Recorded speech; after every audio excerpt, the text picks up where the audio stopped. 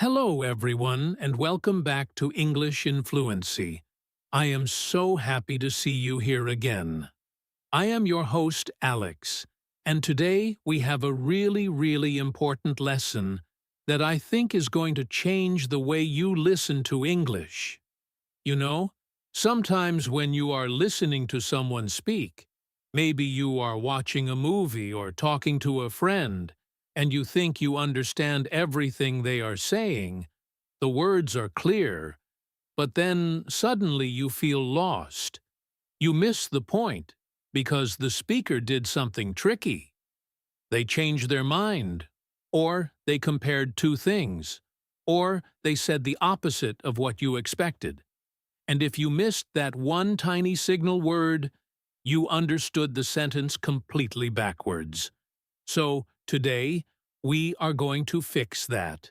We are going to dive deep into B1 English listening practice, specifically focusing on contrast words and signals.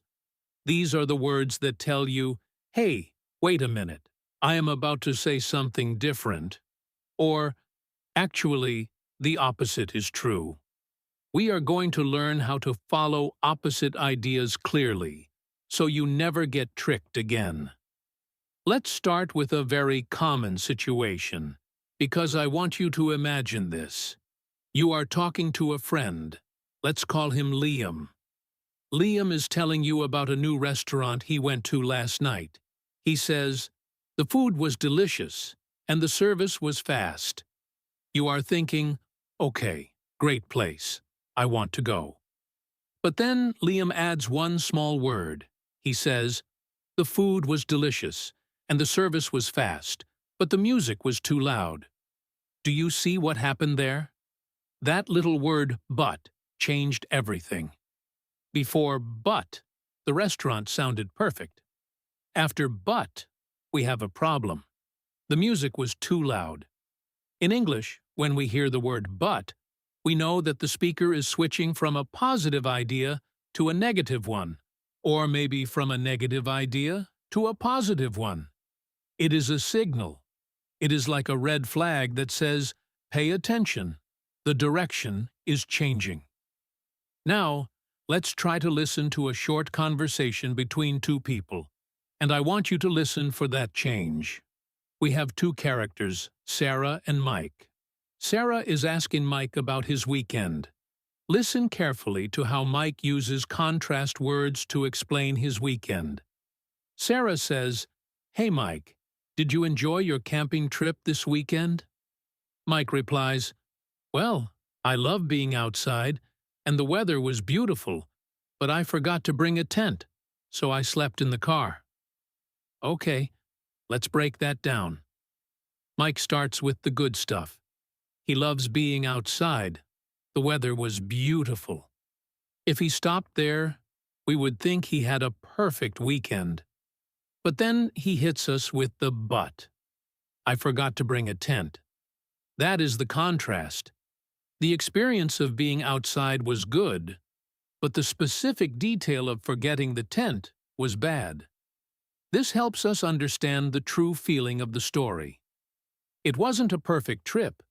It was a mix of good and bad, and the but highlights the bad part, which is usually the more important part of the story. We need to move on to another very important signal word, and this one is a favorite of mine because it sounds a little bit more formal, a little bit more serious, and you hear it in stories and on the news all the time. That word is however. However is very similar to but it feels stronger. It is like a pause. Imagine a student named Emily is talking to her teacher, Mr. Thompson. Emily says, I studied every night for the exam last week. I read the whole book twice. However, I still didn't get a very good grade. Wow, that is sad, right? But look at the structure. First, she gives all the effort she made. She studied, she read the book. Those are facts.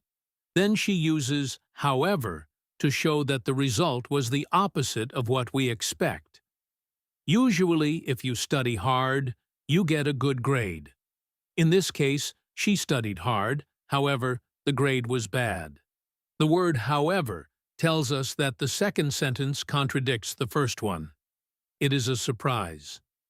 Let's do another practice with however to make sure you really get it.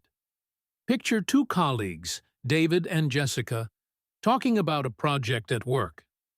David says, "Our new website looks amazing. The design is perfect and the colors are great. However, nobody can find the login button." Again, we have the same pattern. Positive, positive, positive, then boom. However, big problem. If you were listening to this and you missed the word however, you might think David is just praising the website.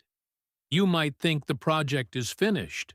But because you heard however, you know there is still work to do. You know the website is beautiful, but not functional. This is why listening for these signals is so powerful. It gives you the deeper meaning behind the words. Now I want to talk about a phrase that is often used to show a contrast between what we expect and what actually happens. This phrase is even though. This is a little bit different from but and however, because it usually connects two parts of a sentence together, or two very closely related sentences. Let's look at a story about a runner named Marcus. Marcus loves running. He woke up this morning, and it was raining. It was cold. The wind was blowing. But Marcus went for a run anyway. We could say, Marcus went for a run even though it was raining. Do you see? The rain is a reason not to run. The rain is a negative thing. But he ran anyway. Even though introduces the obstacle. It sets up the difficulty. Let's listen to a conversation between a married couple, Tom and Jenny. They are planning a holiday. Tom says, "I really want to go to the beach for our vacation." Jenny replies, "I know you love the beach, and the ocean is beautiful. Even though I am afraid of the sun, I will go with you because I love you." That is sweet, isn't it? Let's analyze the listening here. Jenny admits there is a problem. She is afraid of the sun. That is a negative point for a beach trip. She uses even though to show that this problem exists, but it is not stopping her. She is overcoming the contrast. When you hear even though, you should prepare your brain to hear someone overcoming a difficulty. It shows strong will or a strong reason for doing something. Let's take a moment to practice a longer story, because I want you to hear these words in action, not just in short sentences.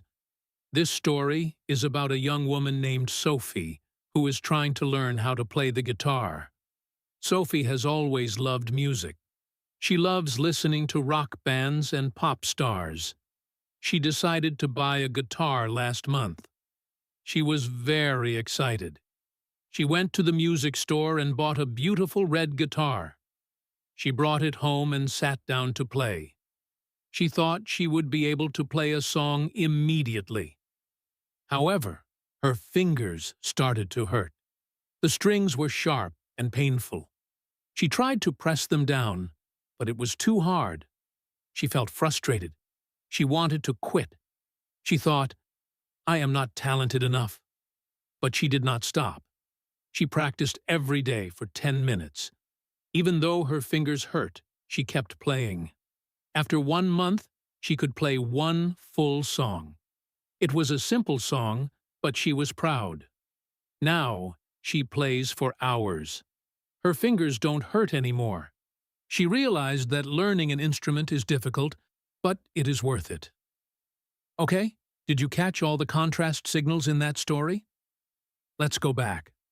First, she thought she would play immediately. However, her fingers hurt. That was a contrast between expectation and reality. Then, she tried to press the strings down. But it was too hard. Another contrast. Then, even though her fingers hurt, she kept playing. That shows the struggle against the obstacle. Finally, the last one. Learning is difficult, but it is worth it. This summarizes the whole feeling. The struggle contrasts with the reward. If you can identify these words while listening, you can follow Sophie's emotional journey. You aren't just hearing facts about a guitar, you are feeling her frustration and then her success. That is the power of B1 listening. Now, I want to introduce you to a slightly more advanced set of contrast words. These are used when we are comparing two specific things, usually to show that they are different in a specific way. The words are while and whereas.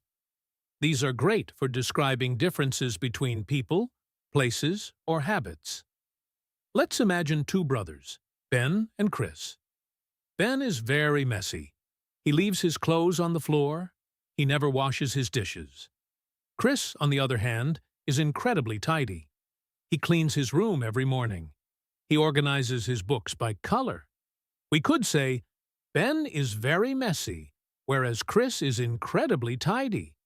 Or we could say, while Ben leaves his clothes on the floor, Chris cleans his room every morning. Let's listen to a dialogue between two friends, Olivia and Sam, who are discussing their new roommates. Olivia says, "My new roommate, Anna, is great. She is very quiet, and she goes to sleep early." Sam replies, "That is lucky. My new roommate, Daniel, is the opposite. While Anna likes to sleep early, Daniel likes to stay up all night playing video games." Here, Sam is using while to directly compare the two sleeping habits. It highlights the difference immediately. When you hear while or whereas in this context, you know the speaker is setting up a comparison. They are saying, "Look at this thing, and now look at how different that other thing is." Let's try another example with whereas, because this word is excellent for your vocabulary. Imagine we are talking about two cities, London and a small village. London is big, noisy, and crowded. The village is small, quiet, and peaceful. You might hear a travel guide say, "London is exciting and full of opportunities, whereas the village is peaceful and relaxing." You hear whereas, and you know a comparison is coming. It helps you visualize the difference between the two places. If you are listening to a conversation and someone says, "I love coffee, whereas my sister loves tea," you instantly understand the preference difference between the two people. It is a very efficient way to give information. I want to give you a really challenging listening exercise now. We are going to have a conversation between a customer and a shop assistant. The customer's name is Robert, and the shop assistant's name is Karen. Robert is looking for a new jacket. Listen to how they use contrast words to find the right jacket. Robert walks into the store and says, "Hello, I need a new jacket for winter." Karen says, "Sure, we have many options. Do you want something warm or something stylish?" Robert laughs and says, "I want both, obviously. But if I have to choose, being warm is more important." Karen picks up a thick, heavy jacket. She says, "This jacket is very warm. It has thick wool. However, it is not very stylish. It looks a bit old-fashioned." Robert looks at it and shakes his head. "I don't like the color. It is too dark. Show me something else." Karen picks up a different jacket. This one is blue and looks very modern. She says, "This one is very stylish. It looks great. While the last jacket was warm, this one is a bit thinner." Robert touches the fabric. "It feels nice, but will it keep me warm in the snow?" Karen smiles. "It is good for autumn. whereas the first jacket is better for heavy snow. Robert thinks for a moment. I like the style of this blue one. Even though it is thinner, I think I will wear a sweater under it. Okay, that was a lot of words. Let's unpack the listening strategy here. First, Karen used however to show the negative side of the first jacket. It was warm, but not stylish. Then, Robert used but to reject the dark color. Then, Karen used while to compare the thickness of the two jackets. Then, she used whereas to compare the best usage scenario, autumn versus snow. Finally, Robert used even though to make his decision. He chose style over warmth, but he found a solution, wearing a sweater. Every time one of these signal words appeared, the conversation shifted. It moved from one option to another. It moved from a positive feature to a negative feature.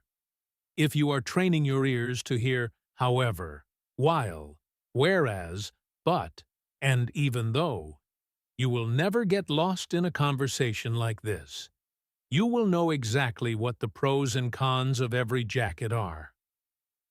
Let's move on to a phrase that is incredibly useful in storytelling and giving opinions. This phrase is in fact. Actually, in fact is a wonderful little tool because it can introduce a contrast to what someone just said, or it can emphasize a truth that is surprising. Imagine a friend tells you, "That man looks very angry. He is shouting." You might reply, "He is shouting, but in fact, he is very happy. He just won the lottery." Do you see? The shouting usually means anger, but in this specific case, it is the opposite. In fact, corrects the assumption. It is a signal that says, what you think is wrong, here is the real truth. Let's listen to a scenario with a teacher, Mrs. Green, and a student, Leo. Mrs. Green is looking at Leo's test paper. She says, "Leo, you finished the test in 20 minutes. It looks like you didn't try very hard." Leo looks up and smiles. He says, "I understand why you think that, Mrs. Green. However, the test was very easy for me. In fact, I finished so quickly because I knew all the answers." Here, Leo uses however to disagree with her opinion, and then he uses in fact to give the real reason for his speed. It wasn't laziness, it was knowledge. When you hear in fact, perk up your ears. You are about to hear the truth, the reality, or a surprising detail that changes the meaning of the situation. Another great phrase for contrast is on the other hand. This is very similar to while and whereas, but it is often used to weigh two options. It is like holding a balance scale. You put one thing on one side and you say, on the other hand, and put the other thing on the other side. Let's say a woman named Amanda is thinking about quitting her job. She is talking to her friend, Rachel. Amanda says, "I really want to quit my job. The salary is very low." Rachel nods and says, "That is true, but the office is very close to your house." Amanda replies, "Yes, that is good. On the other hand, the boss is very mean." Rachel laughs and says, "Okay, so the location is good, but the boss is bad." Amanda continues, "Exactly. Also, I have many friends there. On the other hand, I do not learn any new skills." This back and forth helps Amanda make a decision. On the other hand, signals that she is looking at the other side of the coin. It is a clear marker for evaluating pros and cons. Now, I want to tell you a longer story about a character named Julian. Julian is a musician. He plays the piano. He has been playing since he was a child. He loves classical music. He loves Beethoven and Mozart. However, he also loves modern pop music. He likes Taylor Swift and Ed Sheeran. Julian has a big concert coming up. He needs to choose what songs to play. He thinks about playing only classical music. He knows the audience will respect him. They will think he is a serious musician, but he is worried they will be bored. Classical music can be long and complicated. On the other hand, if he plays pop music, the audience might dance and have fun. They will enjoy the show. But they might not think he is a real pianist. They might think anyone can play pop songs. Julian is very stressed. He talks to his sister, Chloe. Chloe says, "Julian, you are overthinking this. While classical music shows your skill, pop music shows your personality. Why don't you do both?" Julian looks surprised. "Do both?" Chloe nods. "Yes. Play a classical song first. Show them you are a master. Then play a pop song. Show them you are fun." Julian thinks about it. It is a great idea. He can have the best of both worlds. Even though he was stressed, now he feels excited. In fact, he starts writing a new arrangement right away that mixes the two styles. Did you hear how Julian's thought process worked? He was stuck in a contrast. Classical versus pop. Serious versus fun. Skill versus personality. He used, however, to introduce his love for pop, contrasting his classical background. He used, on the other hand, to weigh the audience's reaction. He used while to compare what the music shows. And finally, he used even though to describe his emotional state. By listening to these words, you understand his conflict. You aren't just hearing a list of songs, you are hearing his internal debate. Understanding these signals makes listening much more engaging. I want to talk about one more very important group of words. These are despite and in spite of. These are strong words. They are very similar to even though, but the grammar is a little different. We usually use them with a noun or a gerund. For example, despite the rain, we played soccer. Or, in spite of being tired, she kept running. These words emphasize that nothing can stop the action. The obstacle is there, but the action happens anyway. Let's listen to a story about a man named Mr. Henderson who owns a bakery. One day, a big storm hit the town. The wind broke the windows of many shops. The water flooded the streets. Everyone stayed home.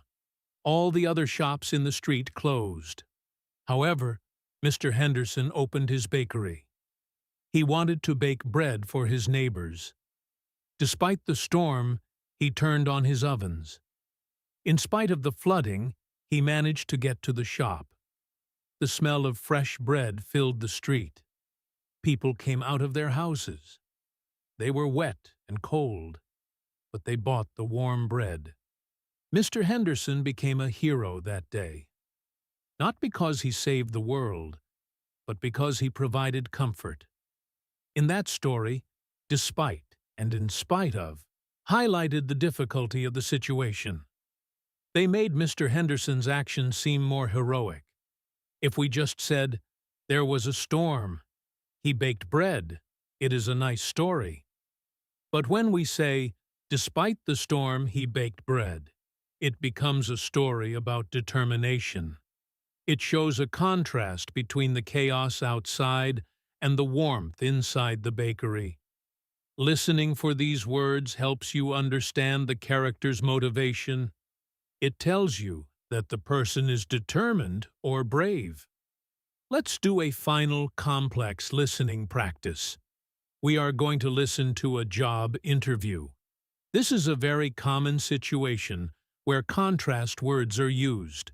The interviewer is a woman named Ms. Vance, and the candidate is a young man named Simon.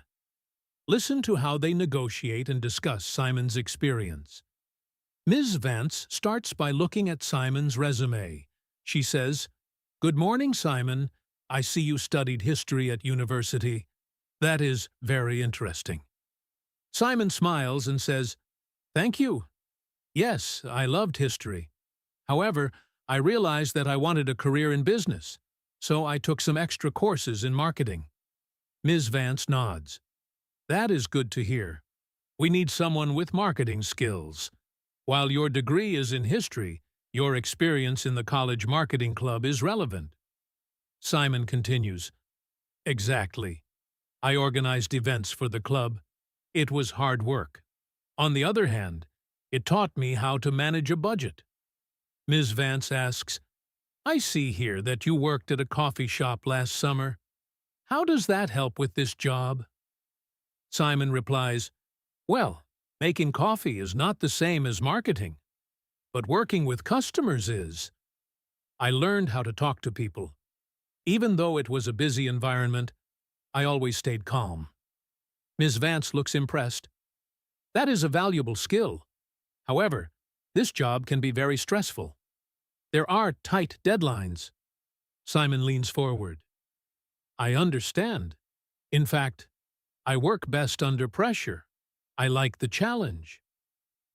Ms. Vance smiles. Okay, Simon. Despite your lack of formal business experience, I think you have the right attitude. I would like to hire you. Wow, Simon did a great job. Let's analyze why he succeeded. He used, however, to explain his career change from history to business. He acknowledged his degree was different, but used while to connect it to his relevant experience. He used, on the other hand, to show the positive side of his hard work. He used but to contrast the job of making coffee with the skill of communication. He used even though to show his ability to handle stress. He used in fact to emphasize his strength. And finally, Ms. Vance used despite to acknowledge his weakness, but still offer him the job. The entire interview was a dance of contrasts.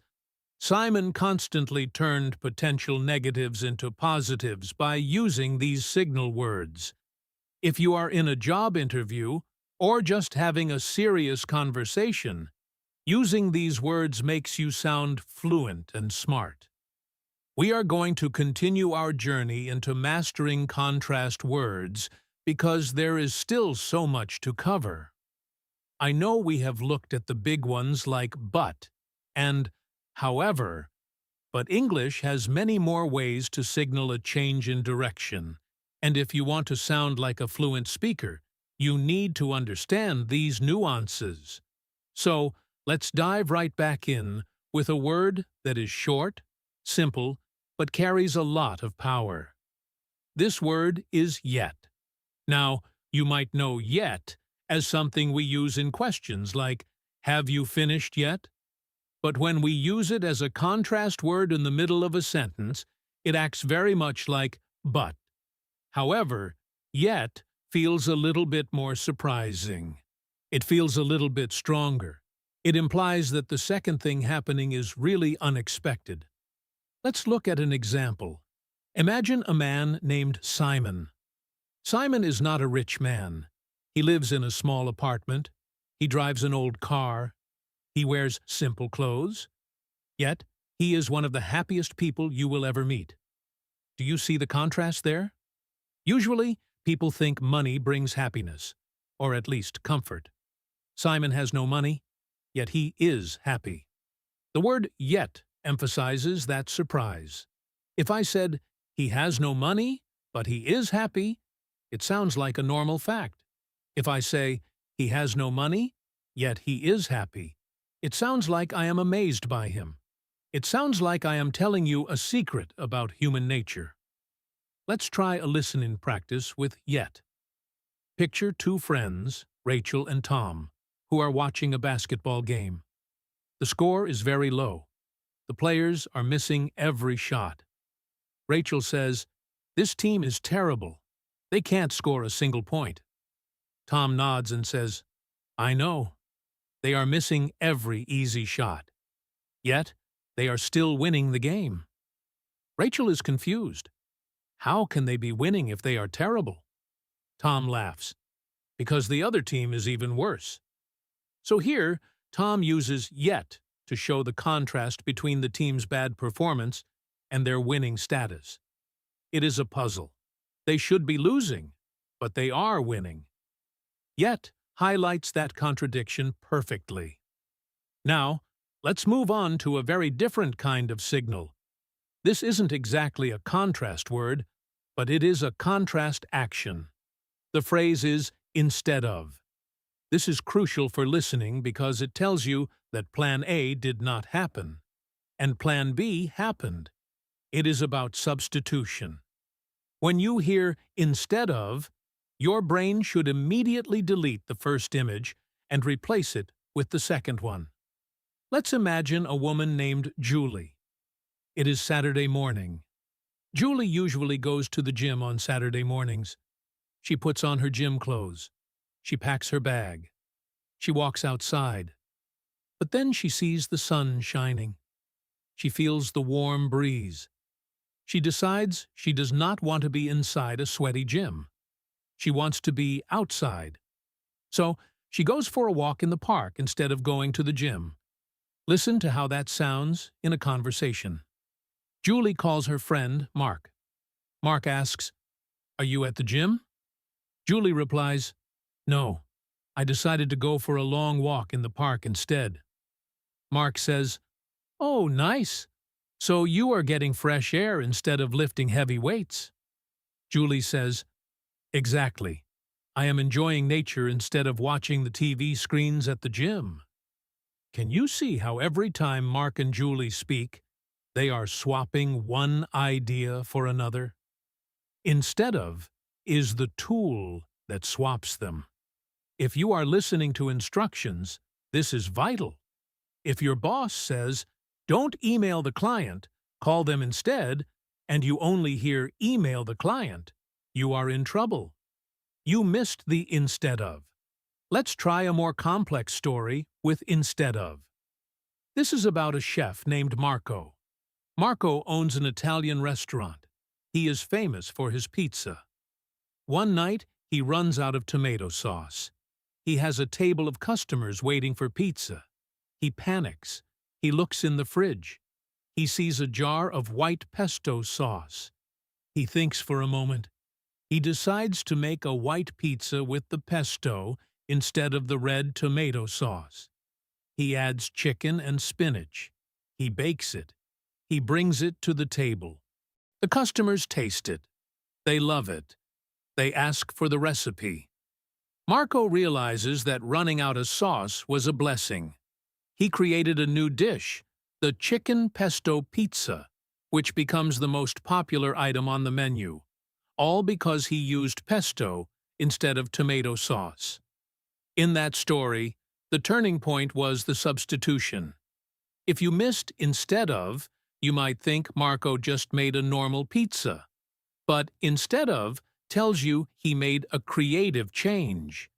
It tells you he adapted to the situation. This word is everywhere in daily life. You will hear people say, "I will have tea instead of coffee," or "We walked home instead of taking a taxi." It is a signal that a choice was made, and the original plan was cancelled. Now, I want to introduce you to a word that sounds very fancy, but is actually quite simple. This word is nevertheless. It is a bit long, I know, but it is a fantastic word for B1 learners to use and understand. It means in spite of that or anyway. It is very similar to however, but it is often used when we want to show that we are continuing with an action despite a problem. It shows determination. Let's look at a student named Chloe. Chloe is training for a marathon. She runs every day. One week, it rains for 5 days straight. It is cold and wet. Most people would stop running. They would stay inside with a hot chocolate. But not Chloe. She puts on her raincoat. She ties her shoes. She goes out and runs 10 miles. Nevertheless, she completes her training schedule. See how that works? Nevertheless connects the problem, the rain, to the solution. Running anyway. It says, yes, there was a problem, but I ignored it. Let's listen to a business meeting. Two managers, David and Susan, are talking about a project. David says, "We lost two major clients last month. It was a big hit to our budget." Susan replies, "That is true. It was a difficult month. Nevertheless, we managed to make a profit because we cut costs elsewhere." Susan uses "nevertheless" to show that despite the bad news about the clients, the final result was still good. It is a word of resilience. It tells you the speaker is strong and focused on the result. We cannot finish this lesson without talking about although. This is a classic. It is very similar to even though, but it is used in a slightly different part of the sentence. Even though usually starts the sentence or emphasizes the condition.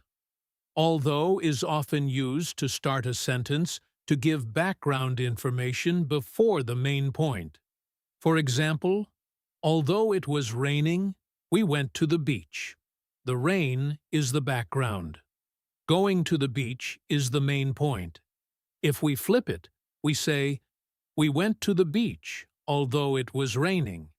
Both are correct, but starting with although is very common in storytelling to set the scene. Let's do a practice dialogue with although. We have two neighbors, Mrs. Lee and Mr. Gomez. They are talking about Mrs. Lee's garden. Mr. Gomez says, "Your flowers are beautiful this year, Mrs. Lee.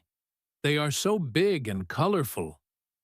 Mrs. Lee smiles and says, "Thank you, Mr. Gomez.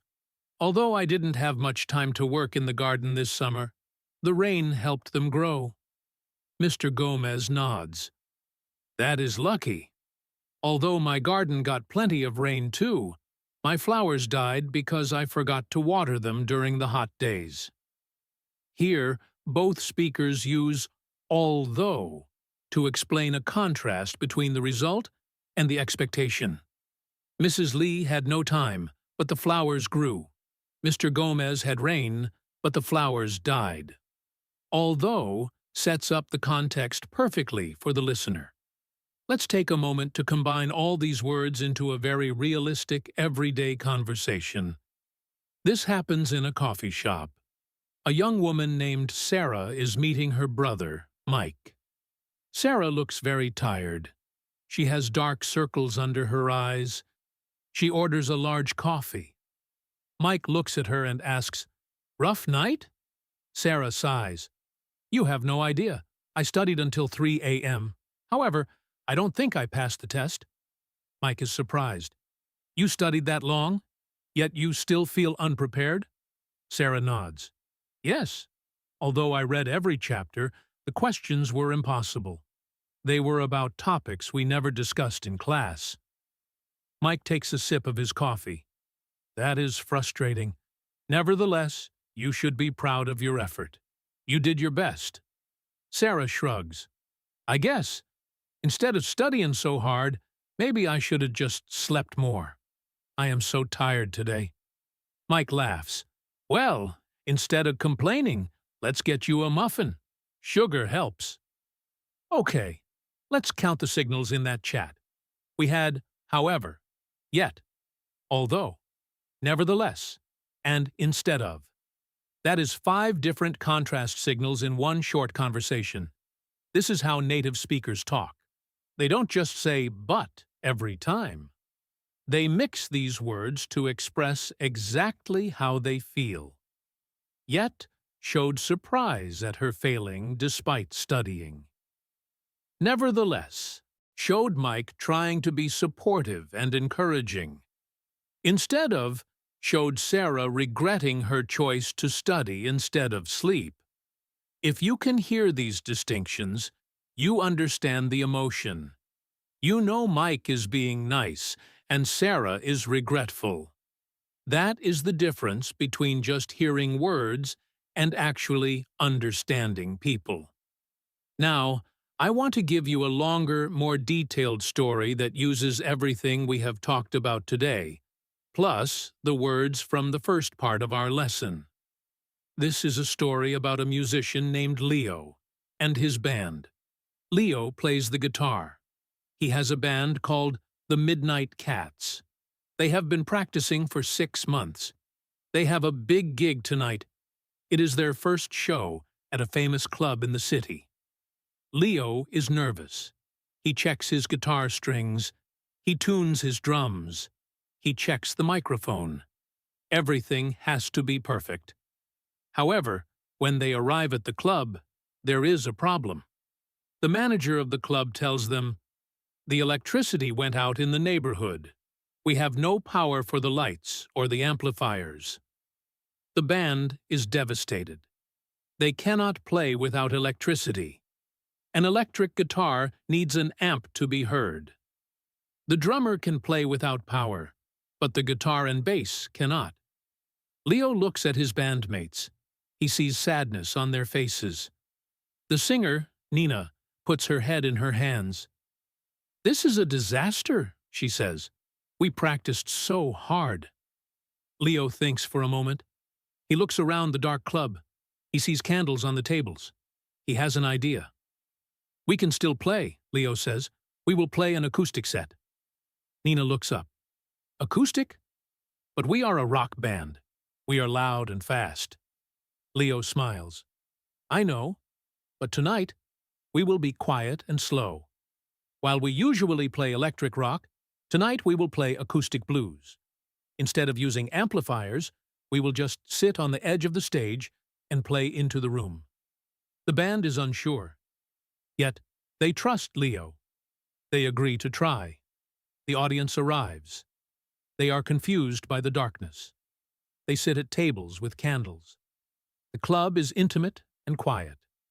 Leo and the band walk to the front. They do not have their electric guitars. They have old acoustic guitars. Leo steps up to the microphone. It is not turned on, so he has to shout a little bit. He says, "Ladies and gentlemen, the power is out. Although we cannot play our usual loud show, we want to play for you anyway.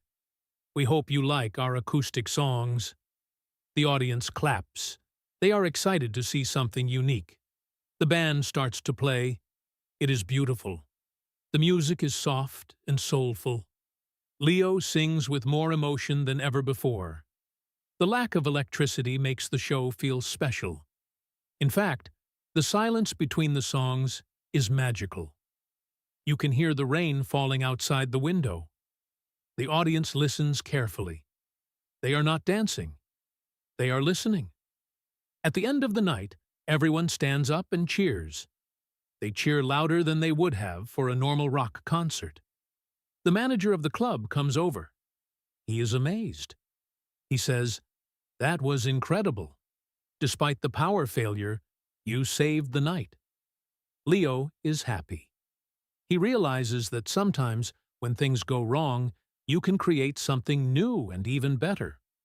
On the other hand, he hopes the power comes back on for the next show because tuning an acoustic guitar is hard. Did you catch all those signals? Let's review quickly. Leo faced a problem, the power outage. He used "however" to introduce the bad news. Nina used "but" to express her doubt. Leo used "while" to contrast their usual style with the new style. He used "instead of" to explain the change in equipment. They trusted him, yet they were unsure. He used "although" to explain the limitation to the audience. The experience was, in fact, better than expected. They succeeded despite the failure. And finally, the joke at the end with "on the other hand." This story shows you how these words glue a narrative together. They help you navigate through the problem and the solution.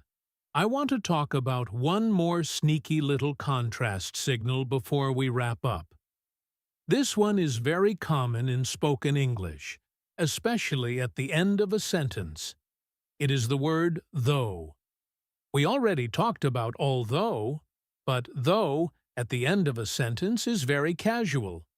It means however, or on the other hand, but it is added as an afterthought. For example, I don't really like spicy food. This curry is good, though. The first sentence is the main opinion.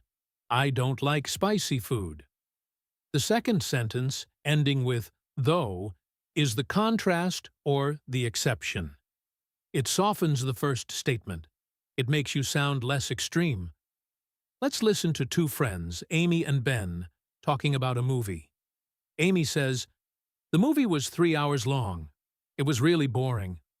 Ben replies, "Yeah, the story was slow. The acting was great, though." Amy agrees. "That is true. The main actor was very handsome, too, though." They are balancing their opinions. First, they say something negative. Then, they use though to add a positive detail. It is a very natural way to converse. If you are listening to someone and they make a strong statement, wait a second. They might add though at the end to soften it or add a different perspective. So, how can you practice all of this? I want you to try a little exercise in your mind right now. Think about your day today. Did anything happen that was the opposite of what you expected? Maybe you woke up late, but you still arrived on time. You could say, "Although I woke up late, I arrived on time."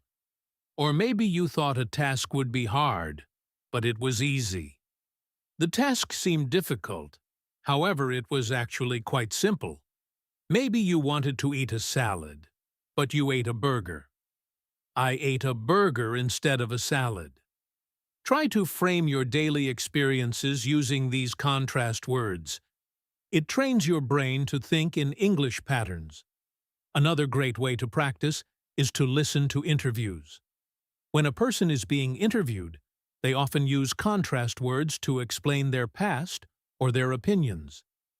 They might say, "I wanted to be a doctor, but I became a writer." Or, "The first book was a failure. Nevertheless, I kept writing." If you are watching a YouTube video or listening to a podcast, try to spot one contrast signal every minute. It is like a treasure hunt. Once you start looking for them, you will see that they are everywhere. English is built on balancing ideas. We love to say, "Yes, but," or "No, however." Let's do one final quick-fire round of listening examples to sharpen your ears one last time. I will say a sentence, and I want you to focus entirely on the contrast word and what it does to the meaning. Ready? Here we go. Example 1. The hotel was expensive, yet the room was very small. What does that tell you? It tells you the value was bad. You expect an expensive hotel to be big. Yet, tells you it was the opposite. It was a bad deal. Example 2. She loves coffee, although she drinks it mostly at night. This is a specific habit contrast. Usually, people drink coffee in the morning. She drinks it at night. Although highlights that strange timing. Example 3. We planned to go to the park. Instead, we went to the museum. The plan changed completely. The park idea is gone. The museum is the new reality. Instead is the switch. Example 4. He is very young. He is a wise leader, though. This softens the idea that he is young. Being young usually means inexperienced, though adds the wisdom to balance it. Example 5. The team played badly. Nevertheless, they won the match. This is about the result. The performance was negative. The outcome was positive. Nevertheless, focuses on the surprising victory. If you could understand the shift in meaning in all those examples, you are doing amazing. You are really thinking like an English speaker now. We are going to continue our journey into mastering contrast words because there is still so much to cover. We have covered the basics, but now I want to touch on just a few more subtle ways that English speakers show contrast. These are the little things that can make the difference between understanding the words and truly getting the feeling of a conversation. One very common word we use for contrast is unlike. This is a preposition, so it usually sits at the start of a sentence or a clause to compare two people or things directly. It is very similar to whereas or while, but it focuses on the difference in character or nature. Imagine two sisters, Mia and Tanya. Mia loves to be the center of attention.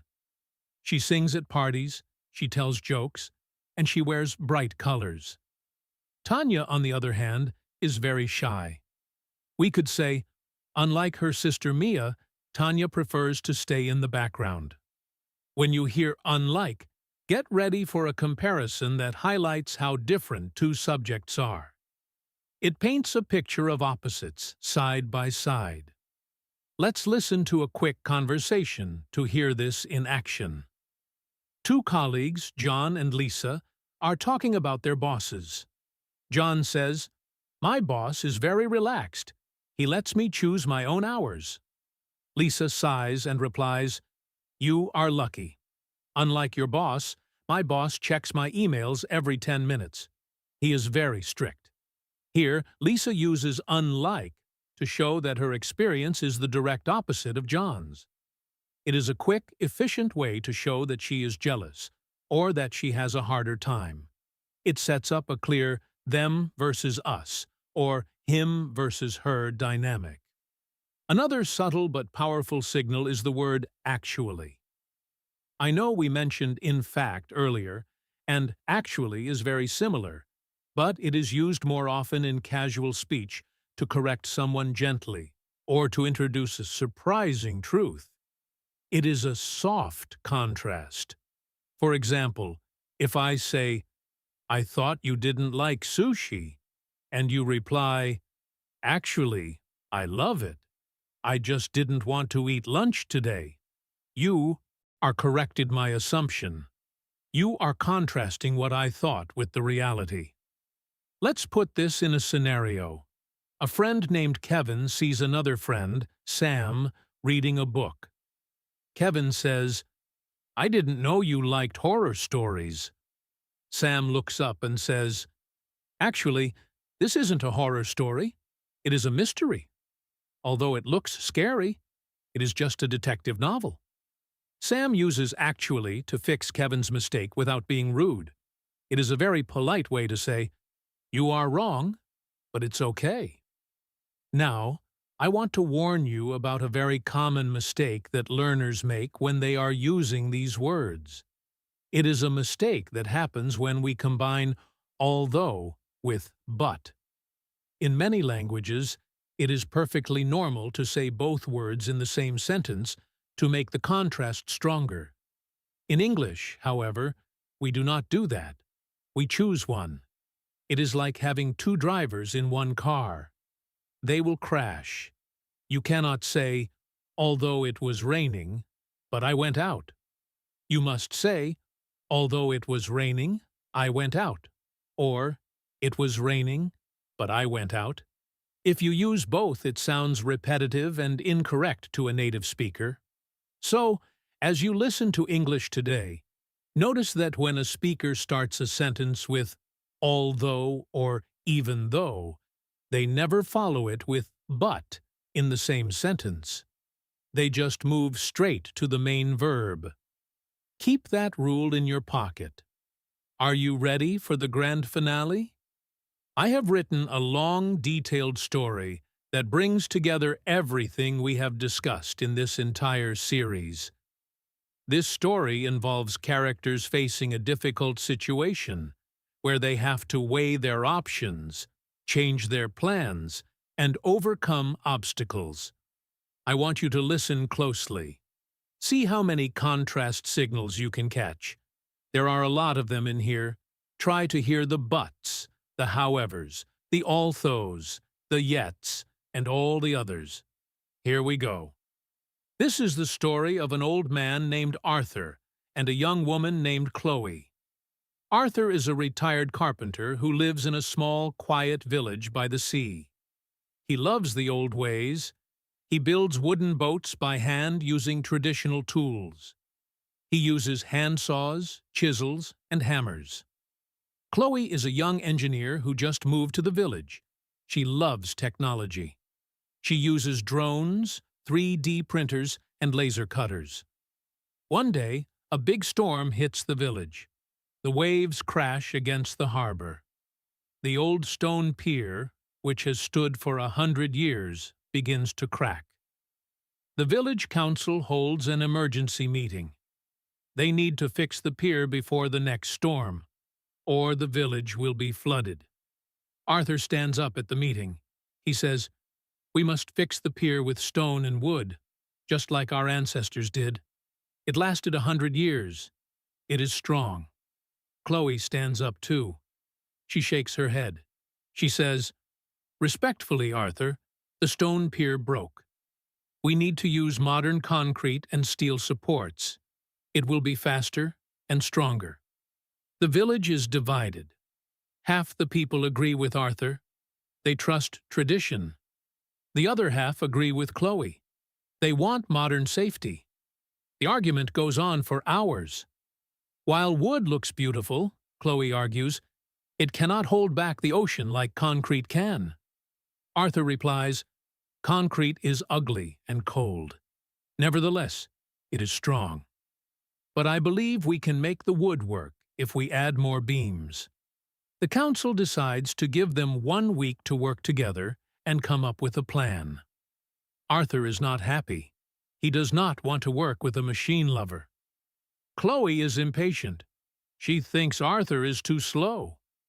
Yet, they agree to meet at the pier the next morning. When they arrive, the wind is blowing. Arthur brings his toolbox. Chloe brings her laptop and her drone.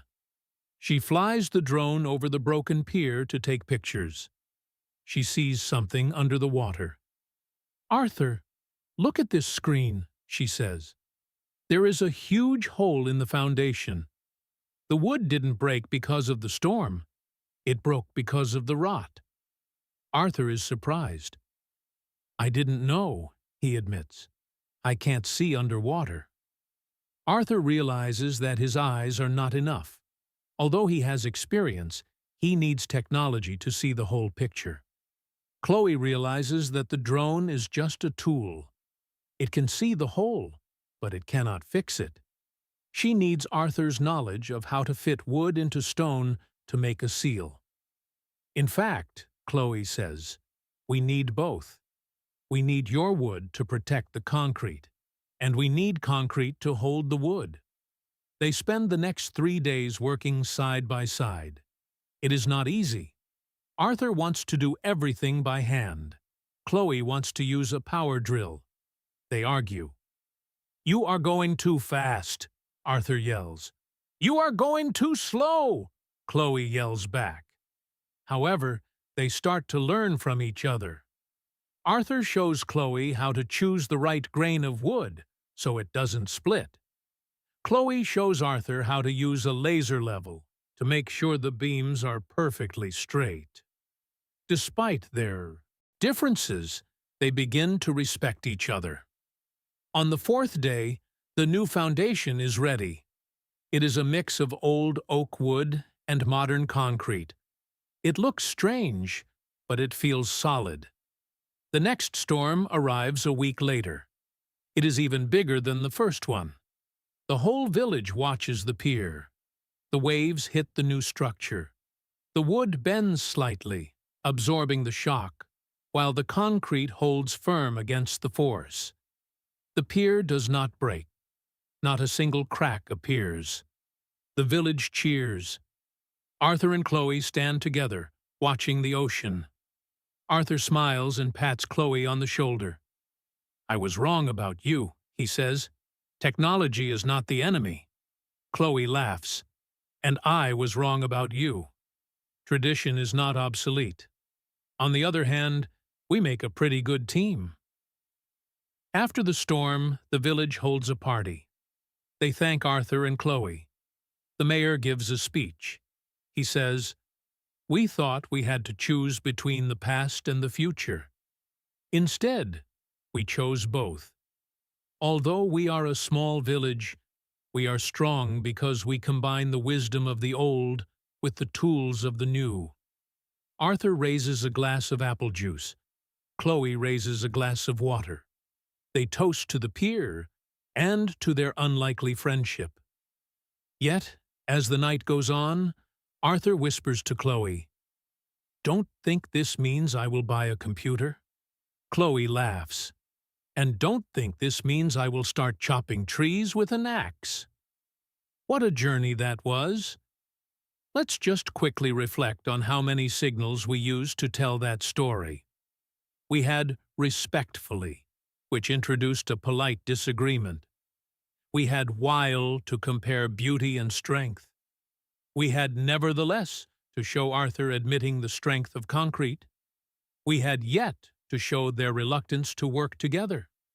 We had although to show Arthur's limitation. We had in fact for the realization. We had despite for their conflict. We had however to show their progress. We had on the other hand for the final compliment. And we finished with a joke using "and don't think," which is another form of contrast, setting a limit.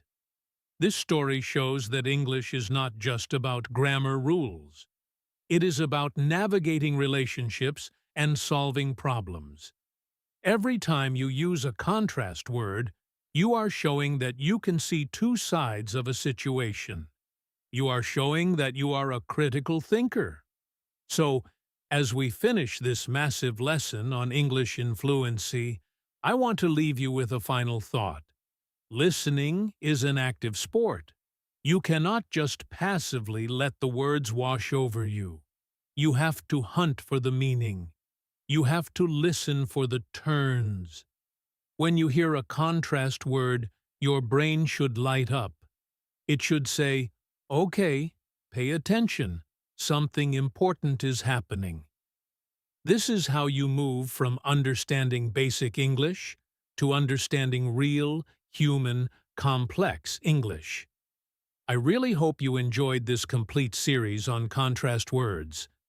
I know it was a long lesson, but these words are the keys to unlocking the language.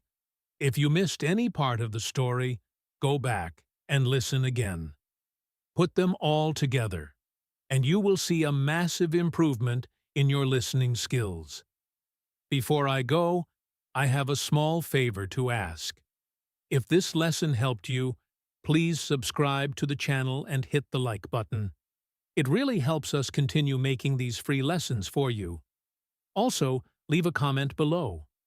I want to know, what is the hardest contrast word for you to use? Is it nevertheless? Is it whereas? Or maybe despite? Let me know in the comments. I read as many as I can. You have worked incredibly hard today. You focused, you listened, and you learned. Be proud of yourself. English fluency is a journey, not a destination, and you just took a huge step forward. I am Alex, thanking you for learning with me. Keep practicing, keep listening for those signals, and I will see you in the next video. Take care and goodbye.